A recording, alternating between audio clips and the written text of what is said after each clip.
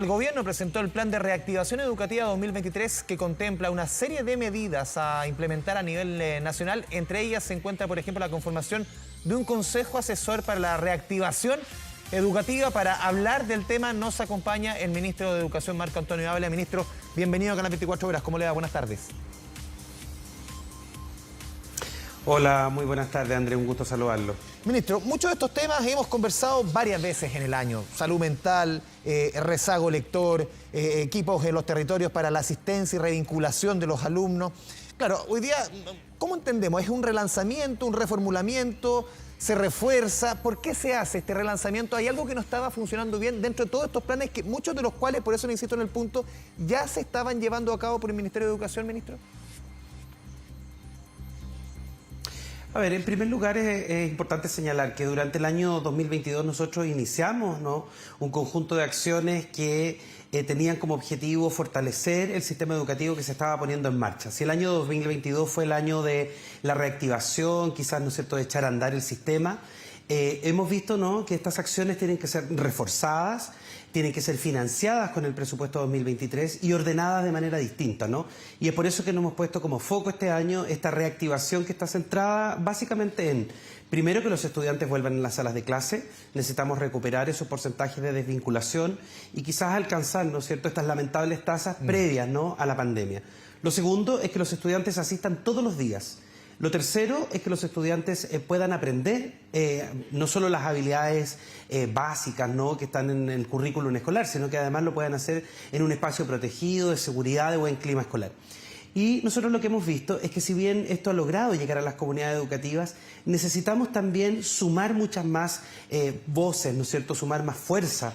Y es por eso que hemos relanzado, ¿no es cierto?, para este año 2023, probablemente en el mes de marzo, junto con el inicio del año escolar, volveremos, ¿no es cierto?, a poner en circulación, en información también para la prensa y para la ciudadanía en general, qué es lo que el gobierno hará para poder recuperar esos aprendizajes perdidos. Y qué mejor que hacerlo, ¿no?, con esta gran cruzada nacional, asumiendo este desafío país en conjunto con todas y todos, con un consejo, ¿no?, que sea transversal y que pueda sugerirnos al Ministerio de Educación particularmente acciones que podamos incorporar, ¿no es cierto?, que pueden hacer acciones nuevas que podemos comenzar a desarrollar durante el año. Es importante, ¿no es cierto?, señalar de que este consejo es transversal. Sí, ministro, a ver, varios de los puntos para después entremos al tema del consejo, que es súper importante, y lo más importante es que aquí hay visiones de todo tipo respecto a al tema educativo. A ver, usted mencionaba los tres puntos. A ver, ampliación del programa de convivencia, salud mental, estrategia para el rezago lector, equipos en los territorios para la asistencia y revinculación. En términos presupuestarios, en lucas, en buen chileno, ¿cuánto repercute, cuánto mayor apoyo hay el 2023 respecto al 2022? Porque la principal crítica muchas veces es de técnicos, casi todos relacionados a la educación, y que claro, había un lindo titular, pero en el fondo habían pocas lucas y es poco lo que se podía hacer. Mire, la verdad es que para nosotros ha sido importante poder construir un presupuesto del año 2023, precisamente, ¿no es cierto?, reenfocando los recursos que hemos tenido disponibles. Esta cartera siempre ha tenido, ¿no es cierto?, uno de los presupuestos más grandes. Nosotros crecimos en 5,3%, ¿no es cierto?, para el año 2023. Y esto no es menor, porque lo que estamos haciendo es, en primer lugar, asegurar las subvenciones escolares. ¿Qué quiere decir eso? Que el próximo año, o más bien este, ¿no?, que parte ahora en el mes de marzo, nosotros vamos a tener más cantidad de estudiantes en los distintos centros educativos, independiente de las etapas de la trayectoria. Salas, cunas, jardines infantiles y especialmente colegios van a ver aumentadas sus matrículas. Lo segundo es que esto está siempre aparejado, particularmente en un año de reactivación económica, de gran dificultad, ¿no es cierto?, producto de la inflación, ¿no es cierto?, y todas las dificultades, ¿no es cierto?, de la economía, es que vamos a garantizar también el servicio de alimentación. Por lo tanto, tenemos que crecer también en estas contrataciones, en estas licitaciones que desarrollamos a través del servicio de JUNAEP. Y luego están todos los recursos propios del Ministerio que se tienen que reenfocar permanentemente, ¿no?, y colocar al frente, en el horizonte, aquellas necesidades que precisamente son más sentidas por la población. En este caso, por ejemplo, el programa de los revinculadores, que nos va a permitir, por ejemplo, desplegar en los municipios a lo largo de todo Chile y también en los departamentos provinciales para atender al mundo particular subvencionado, estos equipos, ¿no?, de personas especializadas, profesionales, que nos van a ayudar a poder ir, ¿no es cierto?, por los distintos barrios, sectores, villas, recopilando la información necesaria para que los estudiantes vuelvan. Muchas veces esto requiere de una vinculación con el intersector. Las problemáticas no son solo educativas, muchas veces los estudiantes lamentablemente son excluidos del sistema porque tienen que enfrentar, por ejemplo, tareas laborales o tareas de cuidado. Por lo tanto, esto sí que es nuevo y efectivamente va a poder ser desarrollado a través del recurso que el Ministerio tiene, es disponible y se reenfoca. Sí, ministro, además, hay que considerar que la subvención escolar preferencial...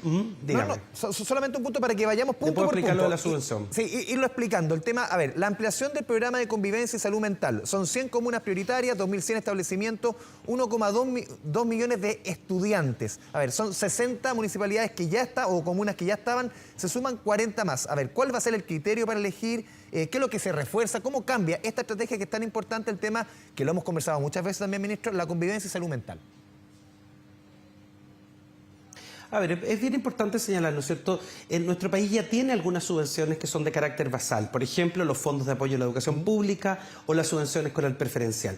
Estos están ya hace muchos años orientados, ¿no es cierto?, en su gasto para la mejora escolar. Y por lo tanto, esa mejora escolar no solo son los temas pedagógicos, no específicamente los curriculares, sino que también aquellos que tienen relación, por ejemplo, con la salud mental o el clima escolar.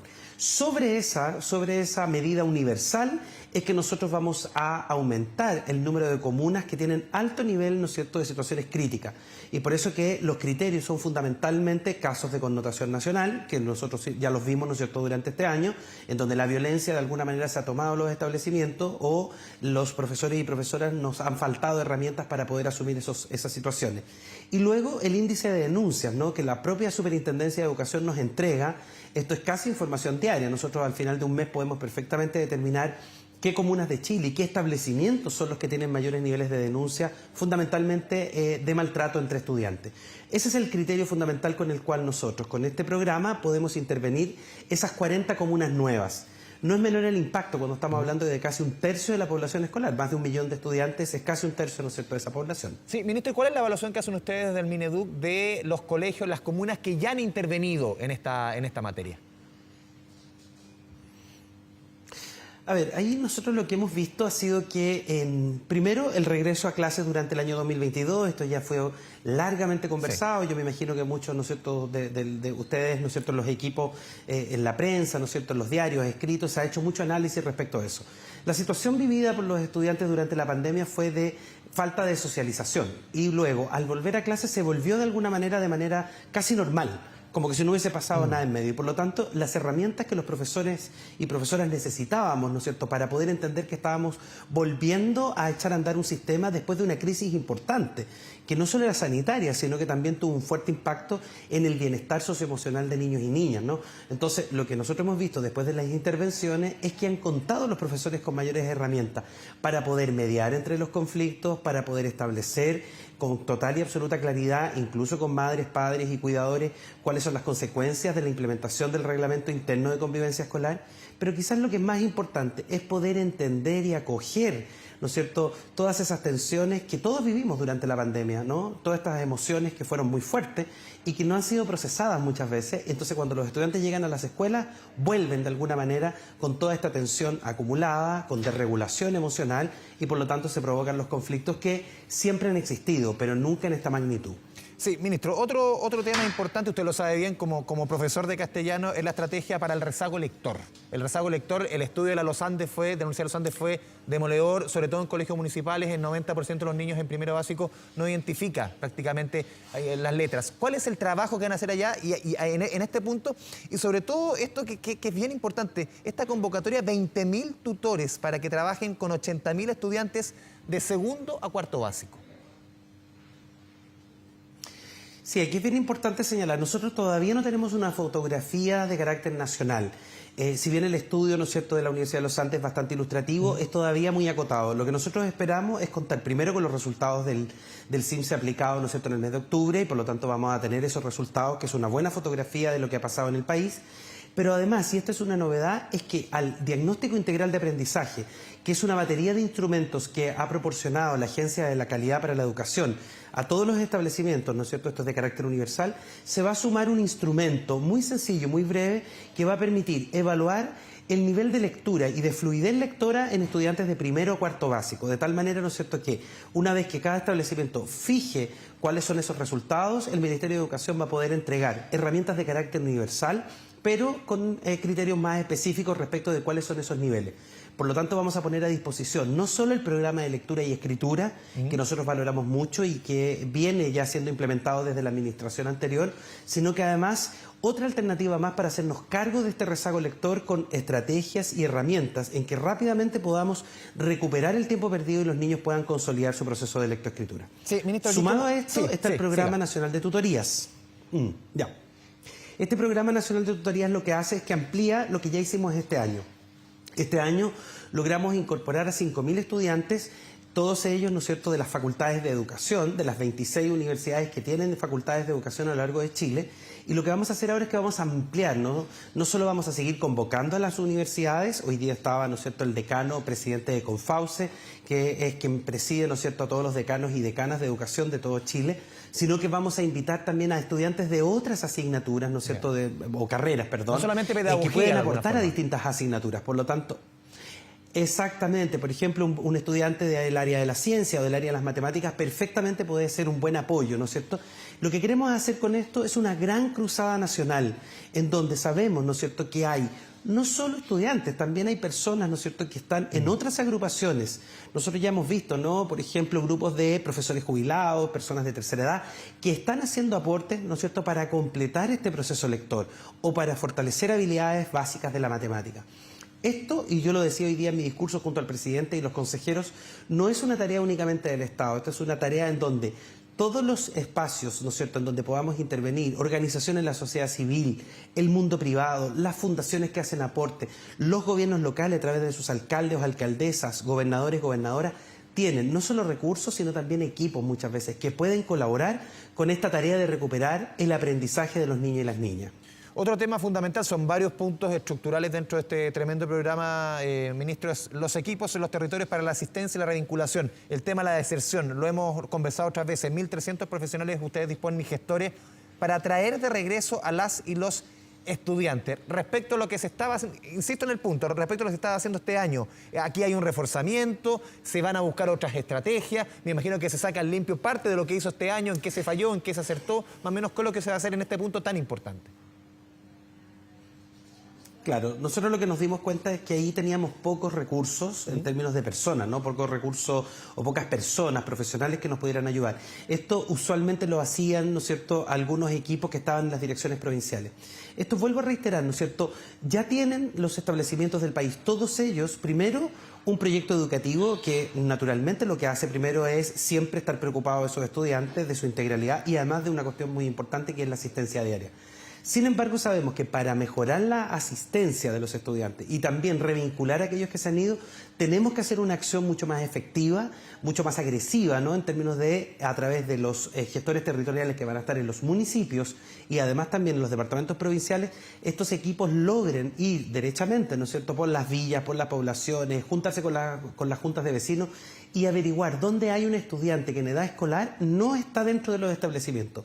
Y de acuerdo a eso, coordinarse, ¿no es cierto?, con la autoridad regional o la autoridad local para buscar una plaza, ¿no es cierto?, un espacio donde ese estudiante pueda efectivamente cumplir con este derecho que es tan esencial, que es el derecho a la educación.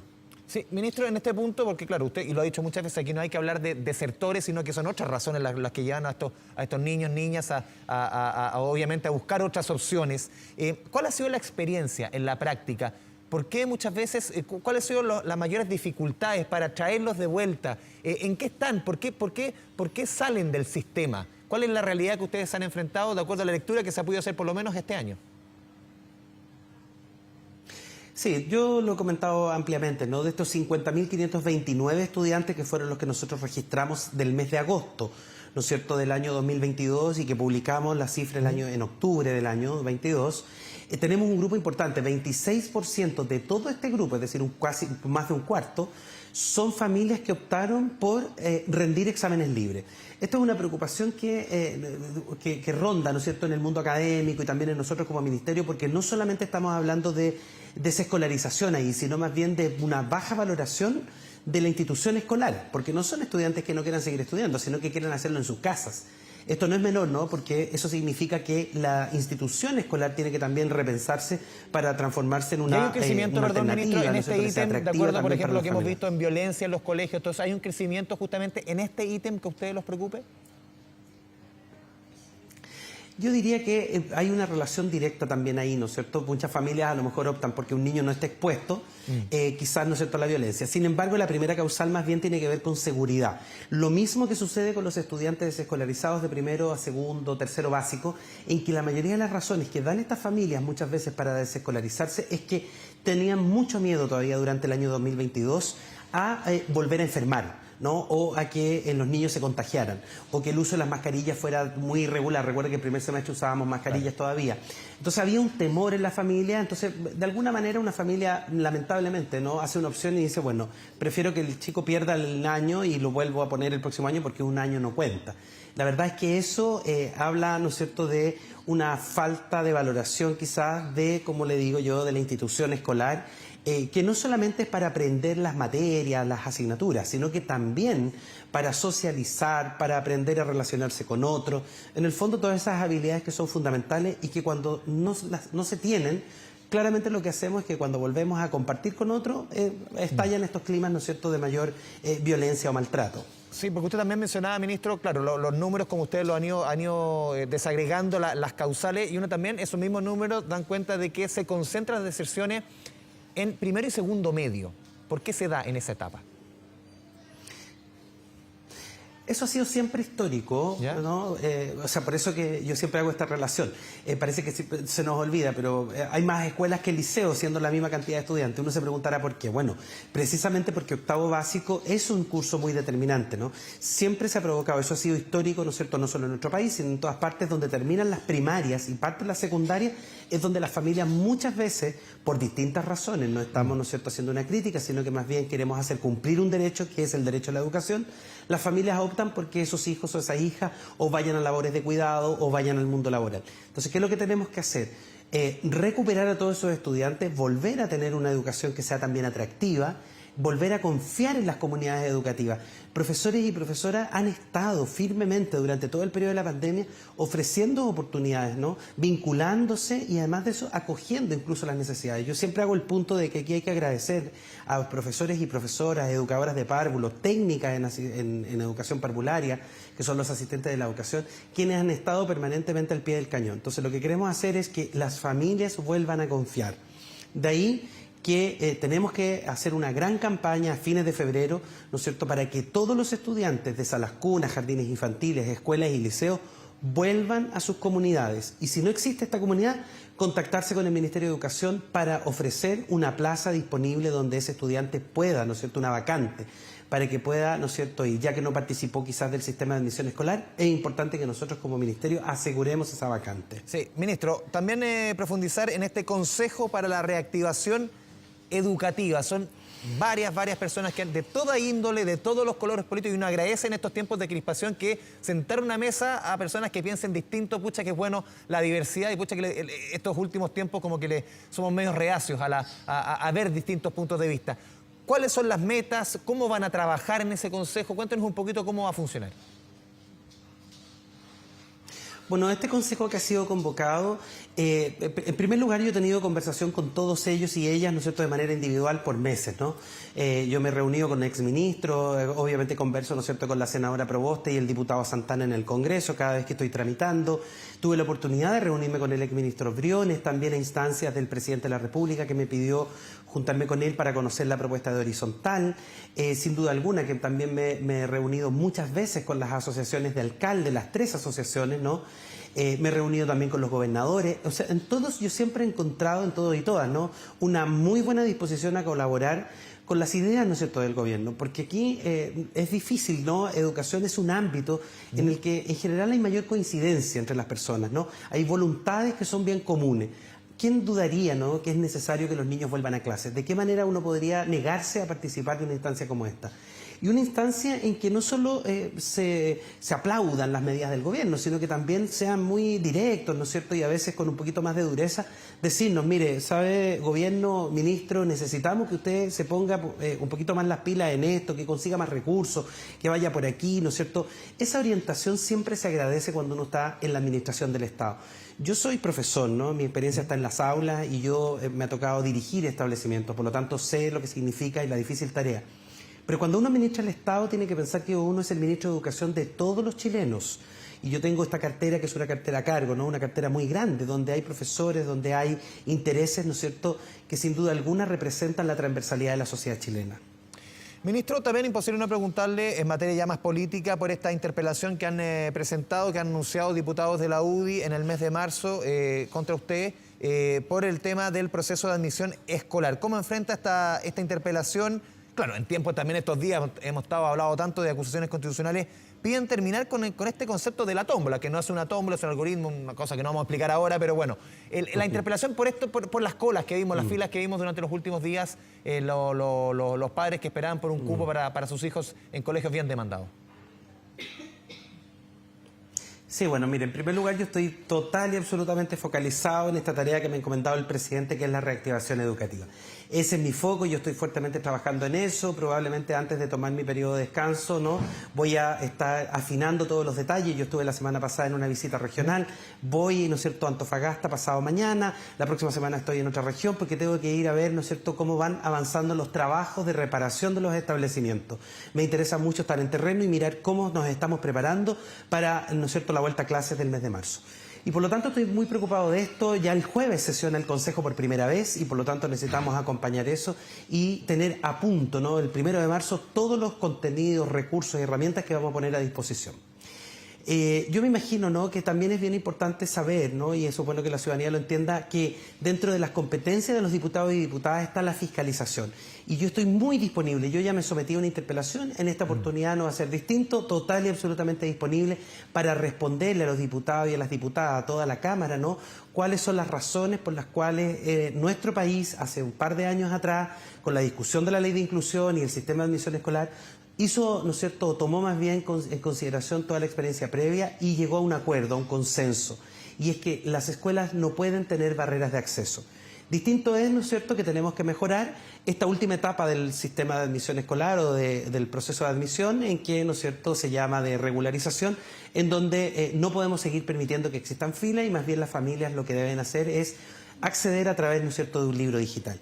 Pero como le digo, yo estoy muy disponible para responder, siempre lo hago a todos los diputados y diputadas de distintos colores, a cada una de sus consultas cada vez que vienen a verme al ministerio y yo los ayudo a solucionar los problemas de sus distritos, como también cuando estoy tramitando en el Congreso. Ministro Marco Antonio Ávila, ministro de Educación, le agradecemos este espacio con Canal 24 Horas. Muchas gracias, ministro. Muchas gracias, Andrés. Que tenga buena tarde. Igualmente.